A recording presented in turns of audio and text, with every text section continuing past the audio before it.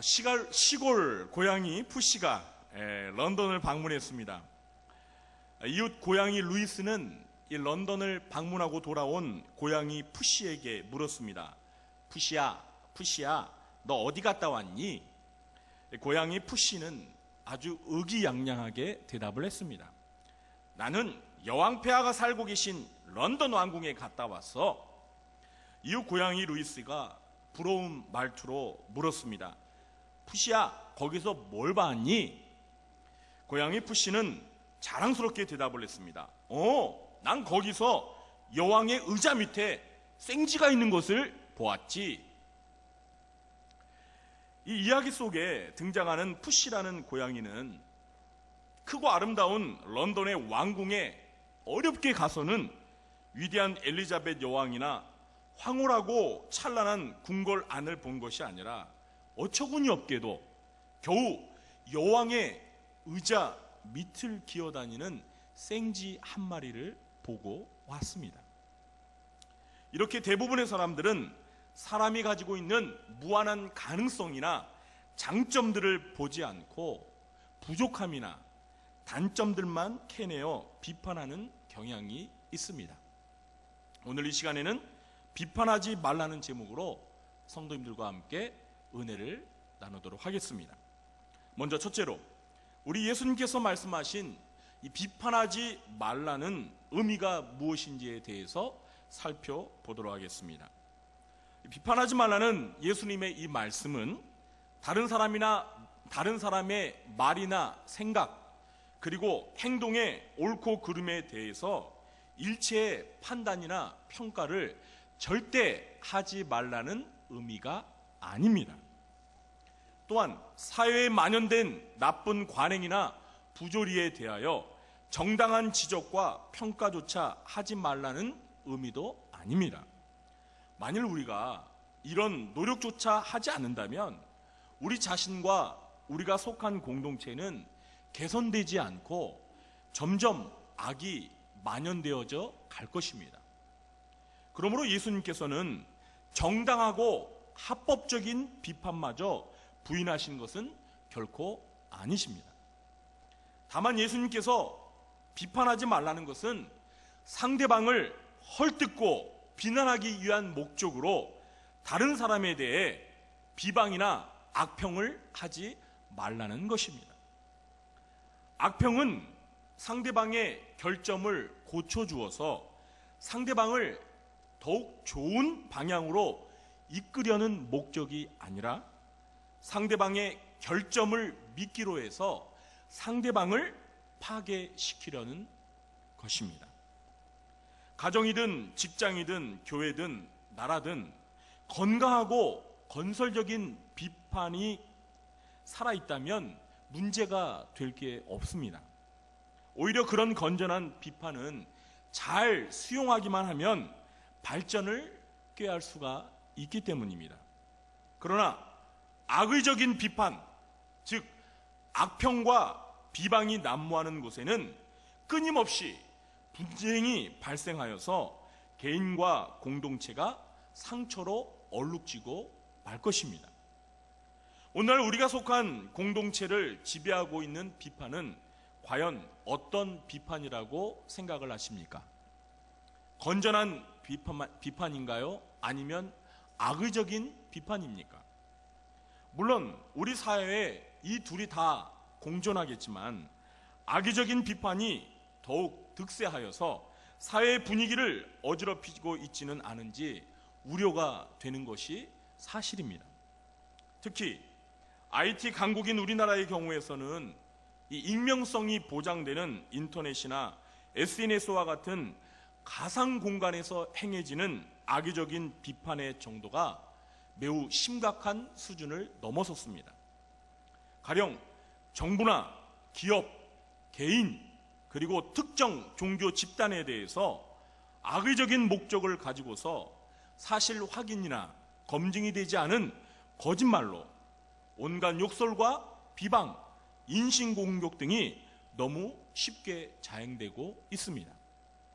예수님께서는 바로 이런 비판을 하지 말라고 금하고 계신 것입니다.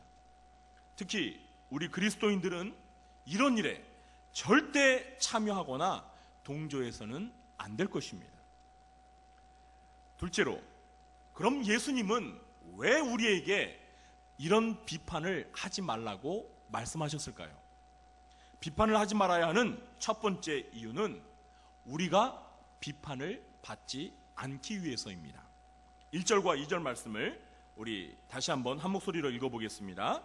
비판을 받지 아니하려거든 비판하지 말라. 너희가 비판하는 그 비판으로 너희가 비판을 받을 것이요 너희가 헤아리는 그 헤아림으로 너희가 헤아림을 받을 것이니라. 아멘. 내가 상대방에게 대해 악평을 하게 되면 상대방도 곧 나에 대해서 악평을 할 것입니다. 왜냐하면 자신의 인격을 모욕하는 인신공격성의 비판을 받고도 가만히 있을 사람은 아무도 없기 때문입니다. 그러므로 남을 비판하게 되면 반드시 상대방도 보복적인 차원에서 나를 향해 더 큰 비판으로 대응하게 되어 있습니다. 여러분, 이 선거철이 되면은요, 경쟁 후보들 간에 벌어지는 싸움을 한번 보시기 바랍니다. 상대 후보에 대한 인신 공격성의 비방은 결국 부메랑이 되어서 자기에게 또 다른 비난의 화살이 되어서 돌아오게 되어 있습니다.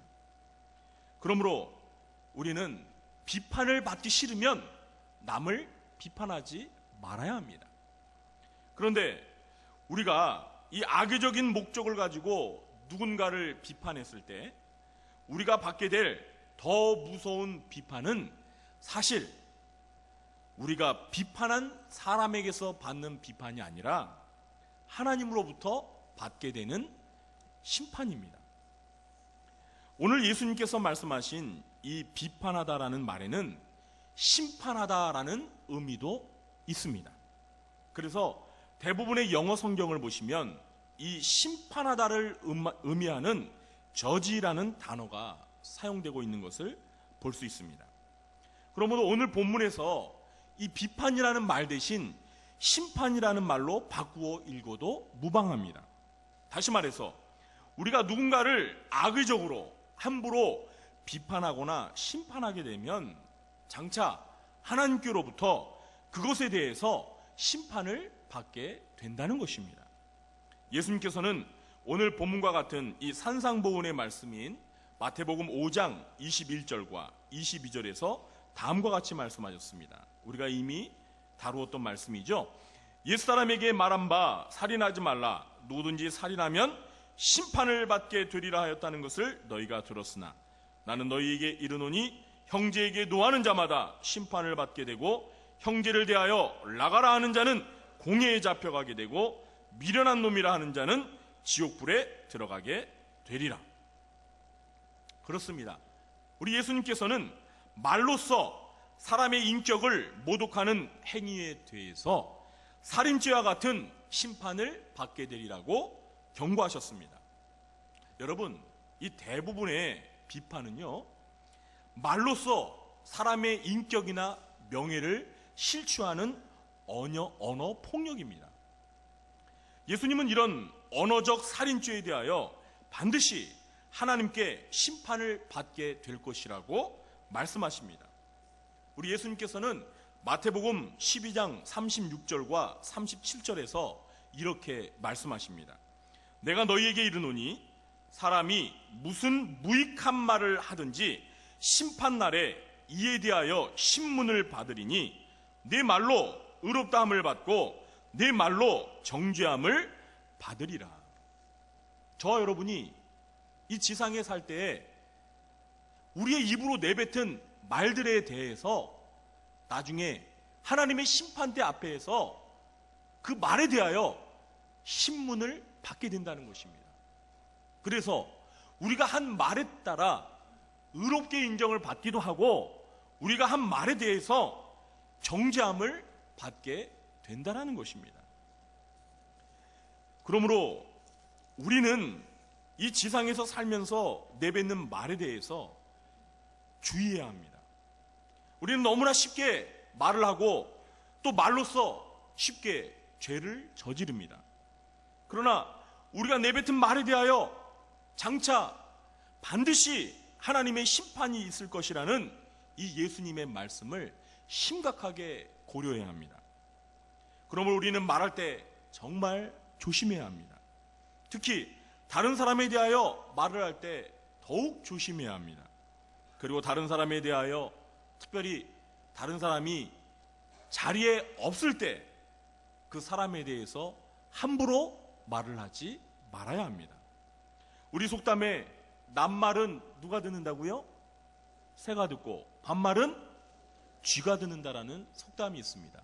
그런데 우리 그리스도인들은요, 꼭 명심해야 합니다. 낱말도 반말도 누가 들으세요?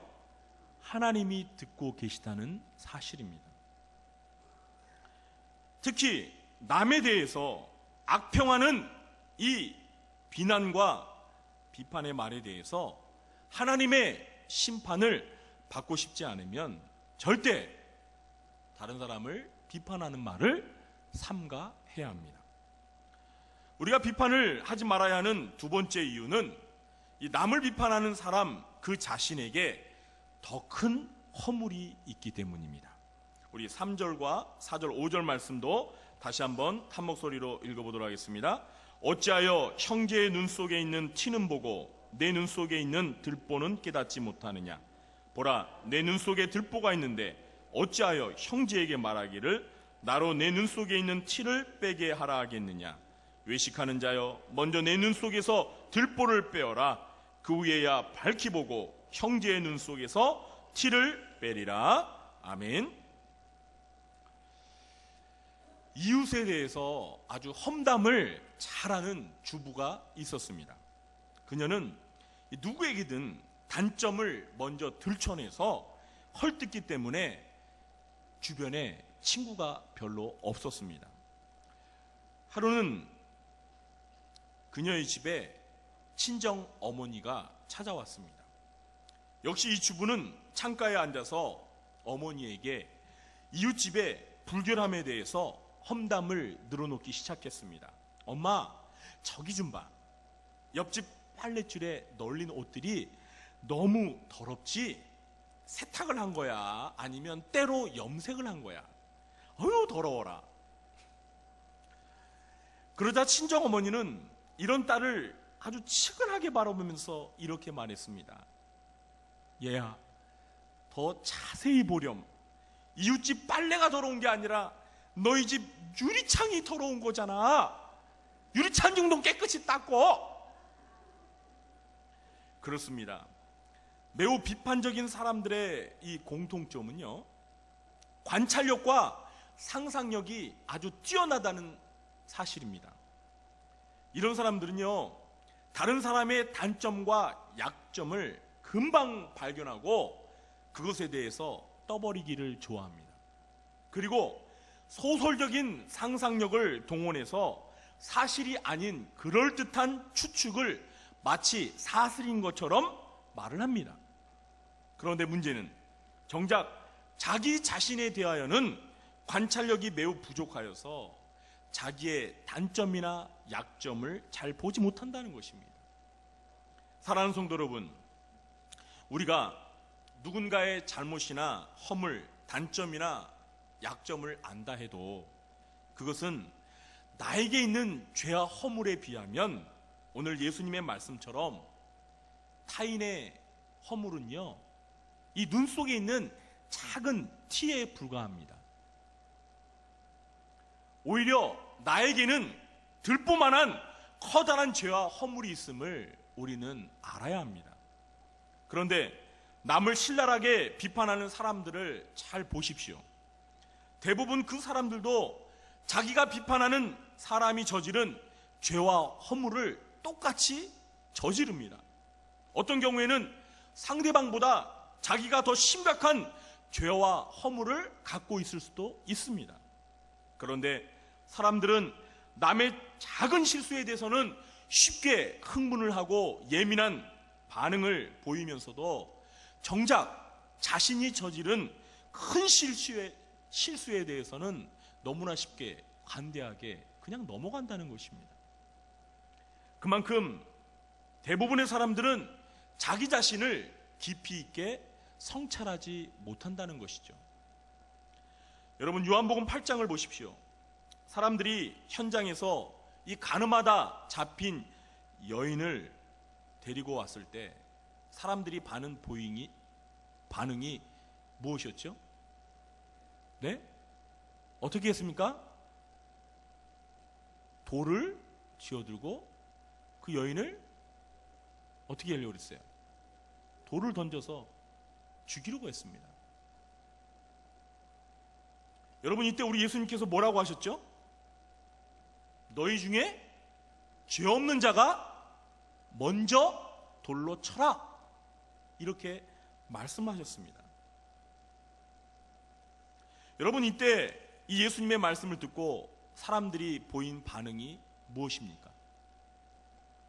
예수님께서 말씀하시기 전까지는 사람들의 눈에는 부정한 여인의 간음죄밖에 보이지를 않았습니다. 그래서 그 여인에게 돌로 치려고 했습니다. 그런데 너희 중에 죄 없는 자가 먼저 돌로 치라는 예수님의 말씀을 듣고 나서야 자기 자신들도 마음에 똑같이 음란한 마음을 가지고 죄를 짓는 부정한 죄인이라는 사실을 발견하게 된 것입니다. 결국 예수님의 말씀을 듣고 자신의 안에 있는 커다란 들보를 보게 된 것이죠. 그러자 그들은 모두가 조용히 손에 쥐었던 돌을 내려놓고 어떻게 했습니까? 슬그머니 그 현장에서 도망쳐 사라졌습니다. 바로 이것입니다. 우리가 남을 함부로 비판하지 말아야 하는 이유는 바로 우리 역시도 비판을 받아 마땅한 죄인이라는 사실입니다.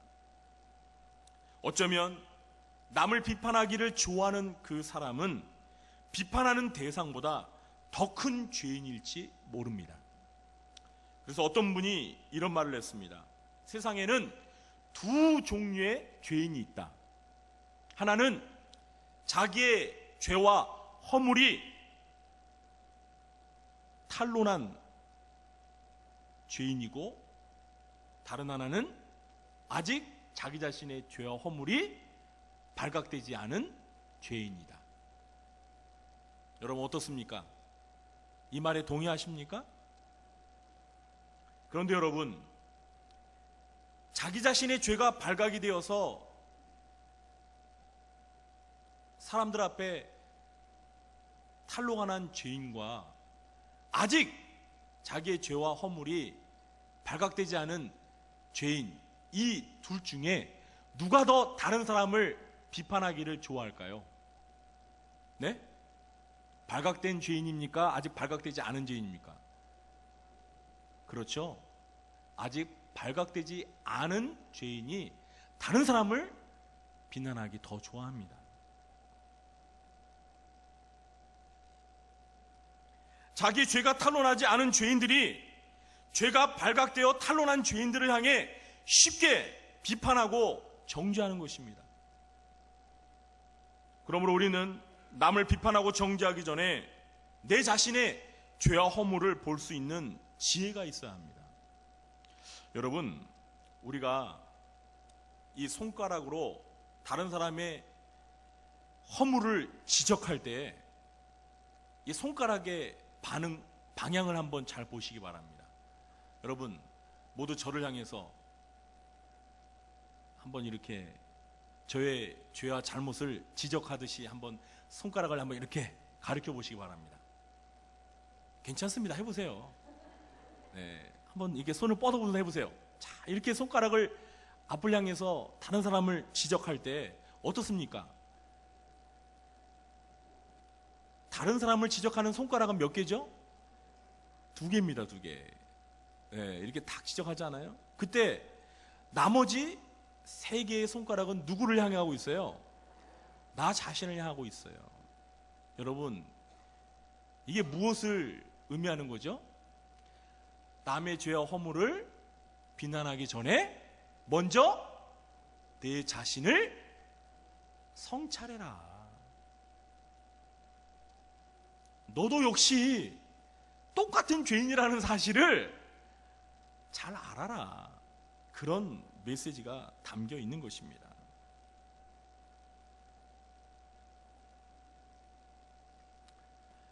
사랑하는 성도 여러분, 이제는 다른 사람을 지적했던 그 손을 가지고요, 이제 남을 격려하고 인정해주는 손으로 한번 사용해 보시기 바랍니다. 우리가 다른 사람을 인정해주고 칭찬할 때 이 손을 가지고 어떻게 하죠? 멋져, 당신 최고야, 훌륭해, 이렇게 하죠. 자, 한번 저를 향해서 한번 해달라고 하면 너무 속보이고, 여러분 곁에 계신 분에게 당신 최고예요, 멋져요, 훌륭해요 한번 말씀해 주세요. 말은 하는데 마음은 전혀 마음이 따라가지 않습니까? 어떻습니까, 여러분? 아까 다른 사람을 향해 손가락을 가리킬 때는 그 손가락이 세 개가 우리 자신을 향하고 있었죠. 자, 그런데 이제 다른 사람을 인정해주고 칭찬할 때 어떻습니까? 우리를 가리키는 손가락이 몇 개예요? 4개입니다. 4개.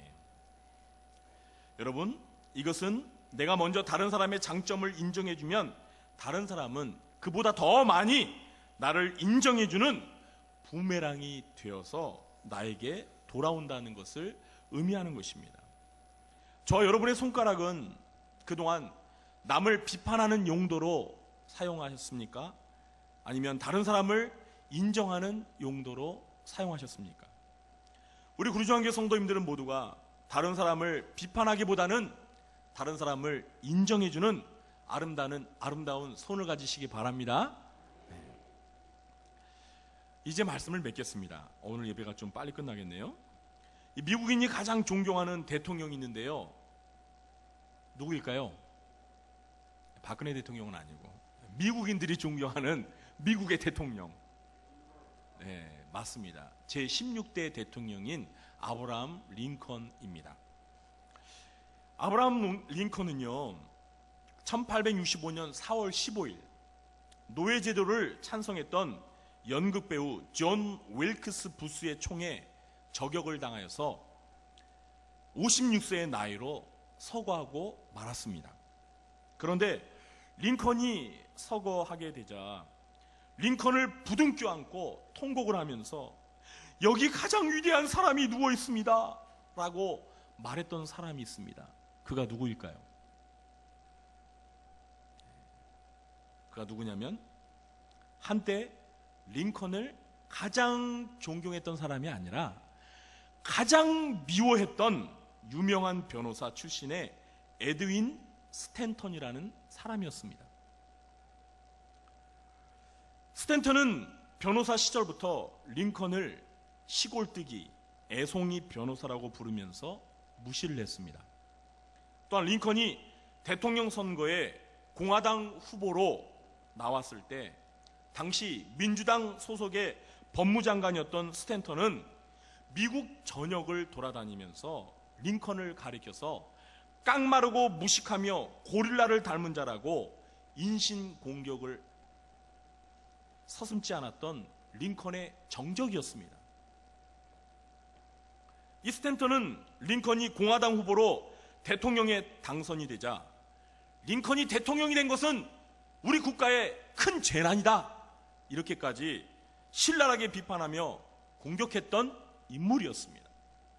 그런데 링컨이 대통령이 되자 내각을 구성하면서 가장 중요한 국방부 장관 자리에 임명한 인물이 누구냐면 바로 이 스탠턴입니다. 링컨의 결정에 당황한 참모들이 모두가 이 결정을 재고해달라고 대통령에게 말을 했습니다. 그러나 이때 링컨은 다음과 같이 말했습니다. 맞습니다. 스탠턴은 나를 비난했던 사람입니다. 그러나 그는 사명감이 아주 투철한 사람입니다. 그래서 국방장관으로는 최적임자입니다. 지도자는 공과 사를 구분할 줄 알아야 합니다. 이렇게 말하면서 스탠턴을 국방장관으로 임명을 했습니다. 만일 저와 여러분이 대통령에 당선된 링컨이었다면 여러분은 스탠턴을 어떻게 하시겠습니까? 가만히 놔두시겠습니까? 네? 당장 세무조사 들어가야 되겠죠? 네? 당장 세무조사 실시해야죠. 여러분, 오늘날 정치인들 한번 보세요. 권력을 딱 쥐어지면 어떻게 합니까? 네? 보복을 하잖아요. 정치적인 보복을 하잖아요. 뒷조사를 해가지고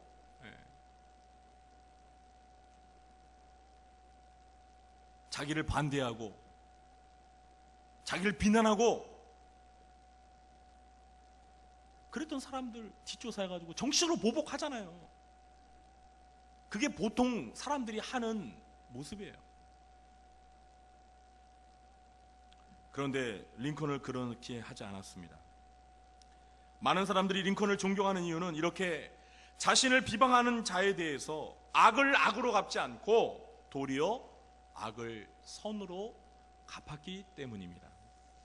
사랑하는 성도 여러분, 우리는 오늘 비판하지 말라는 이 예수님의 말씀을 마음에 새겨야 합니다. 그리고 나를 비판하는 자를 향해서 나도 똑같이, 아니 상대방이 비판하는 것보다 더 높은 강도로 그 사람을 비판하는 것이 아니라 오히려 나를 비판할 때 너그럽게 그 사람을 품어주고 도리어 나는 그 사람의 장점과 그 사람의 좋은 점을 인정해주는 이런 링컨과 같이 우리 예수님과 같이 아름다운 마음과 그리고 언어 생활을 간직한 성도님으로 살아가시게 되길 주님의 이름으로 간절히 축원합니다. 기도하겠습니다. 하나님 아버지, 저희들은 다른 사람의 작은 티와 같은 죄와 허물을 크게 부풀려서 비난하고 정죄하는 것을 좋아합니다. 반면에 들보와 같은 우리 자신의 죄와 허물을 보지 못하고 살 때가 너무나 많습니다. 주여, 저희를 용서하여 주옵소서. 이제 우리의 들보를 보고 다른 사람의 작은 허물과 잘못을 덮어주고 용서하여 주고 더 나아가서 그들의 장점을 인정해주는 그러한 멋진 삶을 살게 해 주시옵소서. 예수님의 이름으로 기도하옵나이다. 아멘. 모두 자리에 일어나셔서